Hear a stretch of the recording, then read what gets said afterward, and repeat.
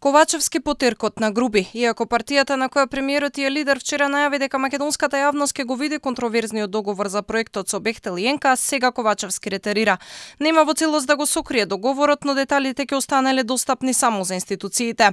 Договорот не бил државна тајна, ама имал доверливи информации, затоа наместо граѓаните единствено ќе можеле да го прочешлаат институциите. Секој договор има степен на доверливост кој што се однесува на договорните страни. И врз основа на степенот на доверливост на договорите, тие се доставуваат до оние кои што имаат пристап до такви договори.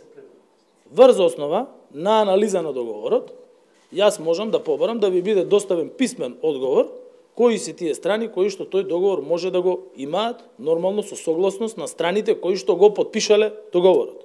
Во 2 дена ова е трет различен став од власта која исплете пајакова мрежа од договорот со американско-турскиот конзорциум. Пратеникот на СДСМ Дарко Каевски пред новинарите среде собрание уверено вети дека договорот за многу краток период ќе биде ставен на увид на јавноста. Во исто време кога вице-премиерот Груби на брифинг пред новинарите тврдеше дека договорот ќе остане тајна, оти бил класифициран. Ваквиот заплет отвара дилема: кој ги дава наредбите во владата? Дали Груби или Ковачевски кој постапи спротивно на партискиот став? Ковачевски тврди дека работел по уставот. Председател на влада сум јас и не се работи со наредби, туку се работи врз основа на закон и устав во државата. Власта не го објавува договорот во јавноста, не се откажува и од процесот на промена на дузина закони по теркот на Бехтел и ЕНКА по скратена постапка. Опозицијата обвинува дека власта свесно скроила договор со обврска за исплата на пенали од народни пари.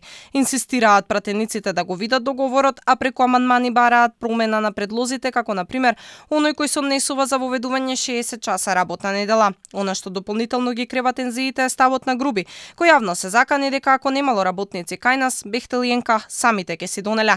Тоа го повтори Ковачевски, кој уверува дека секој работник доброволно ќе одлучувал дали ќе прифати да работи 60 часа или не.